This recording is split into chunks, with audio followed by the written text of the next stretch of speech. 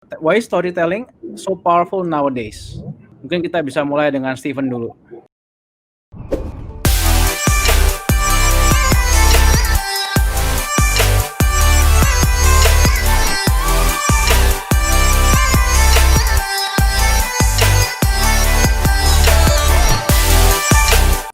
Okay, next question.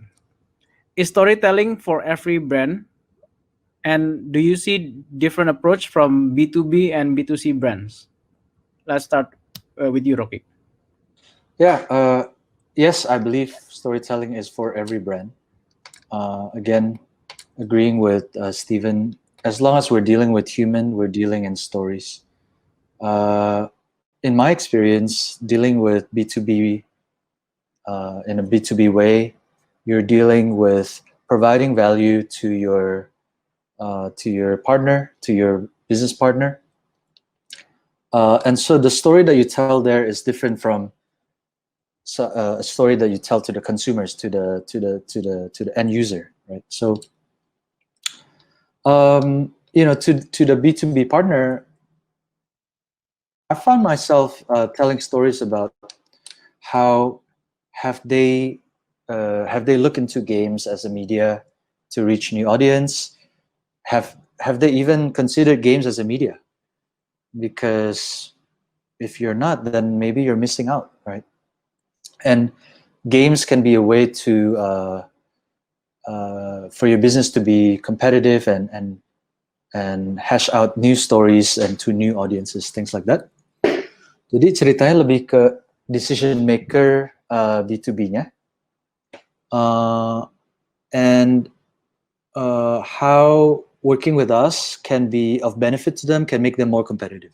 When you talk about to the B2C audience, there's a lot more about personal enjoyment and let's say, for example, having a relaxing experience or enjoyable experience yang asik gitu. So it's a lot more on a personal level. So definitely you have to know your audience, and yes, I do believe B2B and B2C, all, or B2G, or whichever business, I want to know your story.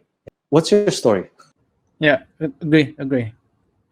Kalau Steven gimana, bro?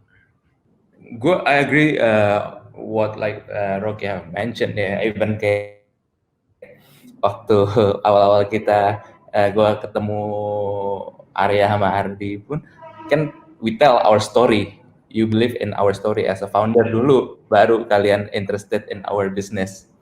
It's also the same thing when we want to convey something to the mass, to the market, mau itu B2C maupun itu B2B, itu it's important to have a storyline. Emang berbeda kalau kita ngomong ke B2C, biasanya kita ngomong ke emotional value-nya, ke personal value-nya. Kita lagi ngomongin tentang yang what Tado do ya, what we did before with our clients. Kita bisa, karena kita our technology is interactive technology, di storytelling-nya itu lebih diverse. Users, they have the control of the outcome, so it becomes more interactive, more interesting, and more engaging. From our data waktu itu dengan B2C, mereka dengan cerita yang either horror atau romance, they tend to repeat the same judul of the episode more than 2.5 times. So as long that we can get into the emotional of the people and it's relatable to them, agree with story. Mungkin tapi the approach will be quite different kalau kita ngomong about B2B. Kalau B2C kita lebih ngomong tentang personal value and everything. Kalau B2B is about problem solving, how we can answer to their objective gitu. For example, kayak misalnya you see in a social media, the same brand, same ads, satu kata-katanya alat yang membuat Anda lebih cepat dibanding tidak ada pelanggan yang akan ngantri lagi. Itu kan dengan komunikasi atau cara storytelling yang berbeda aja, itu will be perceived different sama from the B2B consumernya, karena the decision maker-nya is still people. Tapi and I think one of the challenges yang kita sering lihat itu apalagi sama klien, mereka suka salah paham kalau communication atau storytelling is related to the selling of the product itself. Terkadang faktor-faktor yang untuk membuat orang membeli sebuah produk gak hanya dengan storytelling kita jual, cuman kan banyak faktor-faktor lain. Jadi tugas dari storytelling, I think, is only until became the top of mind in the people's mind, in our consumer. Kalau di Tado, kebanyakan kliennya ini B2C or B2B brands? Kita kebanyakan B2C brands. Jadi kita bedain ada 2 klien kita. Satu klien yang benar-benar branding, jadi dari video-video dan cerita-ceritanya emang ada banyak product placement maupun produk-produknya itu di-embed di decision making-nya. Ada satu klien lagi is more on OTT, video on demand. Jadi kita emang benar-benar bikin cerita yang punya banyak cabang, banyak ending, dan ceritanya emang lebih benar-benar tentang cerita. It's about basically something kayak udah mirip kayak game. Your decision now, nanti faktornya di belakang bisa successful, bisa enggak, bisa happy ending atau sad ending, itu tergantung dari choices you make. So we divide-nya those 2 type of brands. Tapi ada yang B2B brand kerjasama sama Tado? Funny story, sebetulnya harusnya ada. Kita hampir mulai production right before PSBB. Okay. Jadi itu insurance company. Okay. Mereka mau bikin interaktif video buat onboarding their agents maupun their clients through using interactive technology and storytelling. Nantinya endingnya, dan itu bagus untuk education, untuk lebih easier to educate them, and it's cheaper. But then sadly because of the pandemic, jadi kita emang on hold right now. Jadi untuk si perusahaan asuransinya ini untuk konsumsi internal ya, lebih ke arah gitu ya? Iya. Oke. Interesting. Okay. Thank you, Steven. Thank you, Rocky.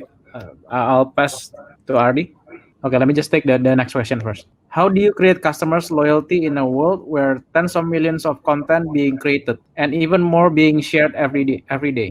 Jadi lebih ke arah ya, karena banyak ya, ini kita crowded space, baik gaming, baik itu content. How do you stand out? Let's start with Steven. I think paling penting is understand your consumer, understand your users, what do they like, and communicate it well gitu loh. Understand their tension and what context that they can relate to. Kebanyakan sekarang kalau kita ngobrol ke the media space, content creation gitu, banyak banget both clients, permintaan klien atau dari content creator pun yang mau di-achieve adalah virality. Sebenarnya what is virality gitu kan? Virality itu sebetulnya nggak bisa di-strategize actually. It's just focusing on the buzz, but not necessarily itu relatable to the people maupun it speaks to them. So if we want to build the customer loyalty, I think the best keywords that I can take is 1, consistency, sama kedua is reliability. What I mean by consistency itu kayak contoh kita bikin sebuah film atau let's take Nike for example. Nike has been really consistent in their communication, mau itu di brand mereka, di advertising mereka, mau di campaign mereka, about just do it. Satu itu, dan yang kedua adalah inclusivity. Kalau kita ngelihat, walaupun si Nike bikin ads apapun is about athleticism, about itu, tapi yang kita lihat juga selalu dia inclusive of everyone. Women, mereka punya campaign akhir sebelum ini sama sports women yang pakai hijab, sama Kaepernick, terus iklan terakhir mereka yang marathon itu jadi ada shotnya semua orang lari maraton cepat, terus tiba-tiba di terakhir ada satu cewek lagi lari gendut dan Latina juga. Walaupun dia lari terus akhirnya just do it. Dan ini selalu relatable to the people, to their consumer, and also ini diulang-ulang terus. Makanya brandingnya very strong and people became loyal with Nike. I think it's what we need to learn as content creator maupun as business owner to get the customer loyalty is about the consistency. Tapi kalau untuk Tado sendiri ada spesifik strategi nggak? Dengan sekarang kan konten itu TikTok kalau ya udah mulai TikTok sangat booming, sedangkan Instagram juga masih ada. Kalau dari Tado sendiri, how do you retain your loyal customer? If we're talking about consistency, one of the most consistent things that we do is our story is about choices, making different choices. Dan di situ is actually what makes people become aware of. Jadi kalau misalnya itu emang sebuah web series atau sebuah iklan yang ada choices, itu Tado. Dengan begitu it makes us different from other people, meaning that kayak kita baru masuk ke production house, ada production house-nya juga, itu baru 1 year ago. Tapi we're quite blessed, kayak kita cukup ada number of clients who believe in us, not because our ability in making movies or making advertisement, but it's because kita konsisten selalu membawa teknologi of interactive. I see. Jadi kalau untuk Tado lebih ke arah konsistensi bahwa untuk interaktif video, Tado is the top of mind. Yeah. That's how you brand yourself. That's what our mission lah right now. So every time when we talk about interactivity, people interactive movie or interactive video, they think of Tado. Okay. Thank you, Stephen. Gimana kalau Rocky gimana? Yeah, completely agree again. I really get product positioning yang Stephen described di situ, karena I actually spend some time with the Tado TV app. Teman-teman mungkin bisa, nggak ada salahnya dicoba. Terus ya di situ ada beberapa storytelling yang menarik gitu ya, choice based, and definitely ada satu tema yang bagus, which is you as the viewer have a choice over the content gitu. Dan that's what we do in our games, and that's what we do with our products, is that kita pastikan product positioning kita okay. Jadi waktu kita mulai itu kita bikin game yang lebih broad, general audience gitu kan. But over the years we discovered that the better we position our product, and almost by accident kita start focusing on women audiences and realize that actually women mobile gamers, they're a big number of them, but they're underserved, and it's a growing market gitu kan. And so the more we focus on that underserved and growing market, there are less competition there, and the better we position our product, itu jadi lebih clear aja sih. So we think that customer loyalty, in my view, start from choosing or focusing on the right customer is the first one, and then as important, the team has to be passionate about the customer. The team has to be passionate about the product. So for me personally, I've seen my mother play games, like she always play Tetris, Puzzle Bubble, and things like that, and inspired by her, and I want to make something that she could enjoy as well, right? And the same goes with our team. When your team is passionate about the customer, about the product, the content that they're making, and they make it with love, and of course then extra effort goes into making it as good as possible, as polished as possible, and customers will recognize this. So in my view, those are the two important factors untuk customer loyalty. Number one is the right product positioning, and number two, ensuring that the team also passionate about the product. But can you also share a little bit, because I know for a fact you share with me, right? Yang bahwa Task 10 is also creating games with data-driven approach.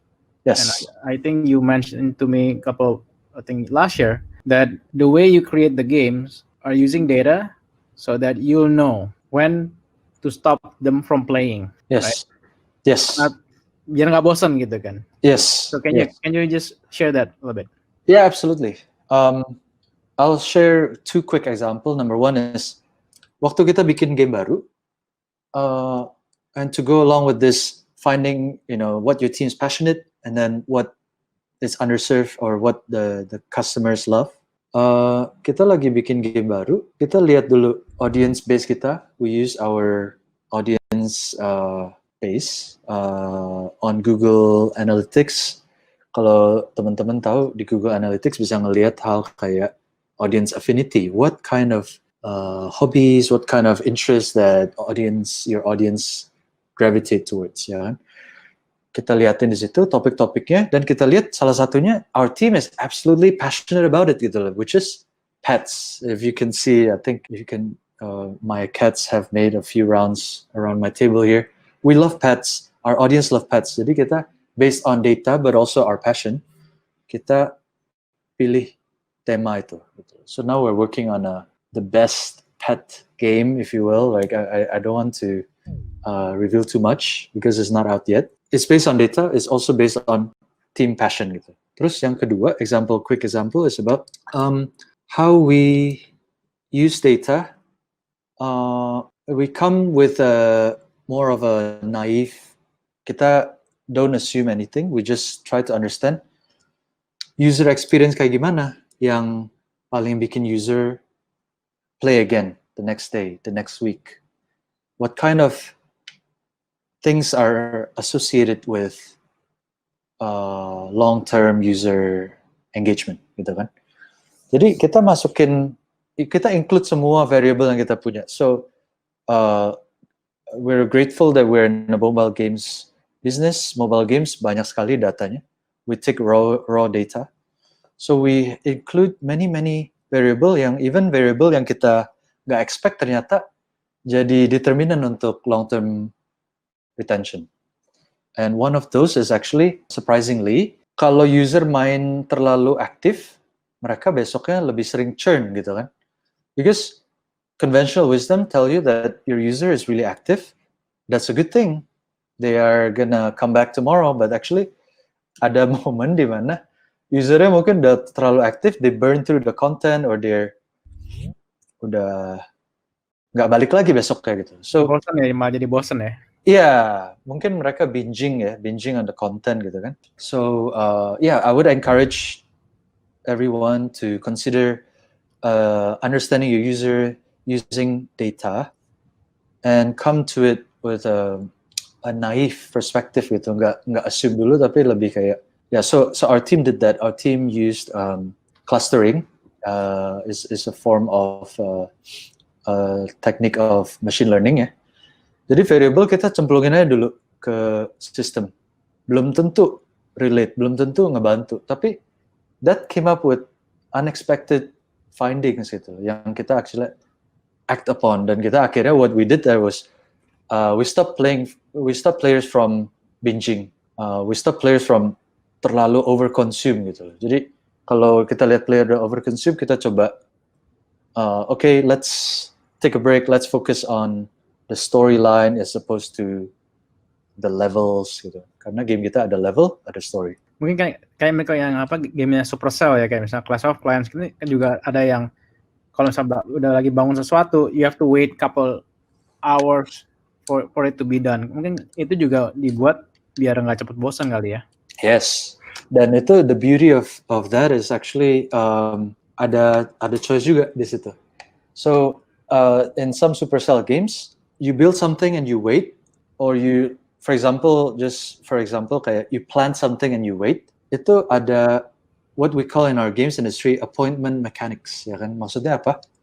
Kalau misalnya I'm doing this right before I'm sleeping, I pick the one that is 8 hours gitu kan, karena I don't want to miss obviously I don't want to wake up in the middle of the night to claim my item, ya kan? So I can pick an 8 hours appointment, gitu kan. But if during the day, I can pick a 1 hour appointment, for example. So yeah, so definitely they I think they didn't arrive. Mungkin di awal cuma satu nih modenya. You have to wait a specific standard. Tapi mungkin over time they try different things and it might work for them. Okay. Yeah. Thank you, Rocky.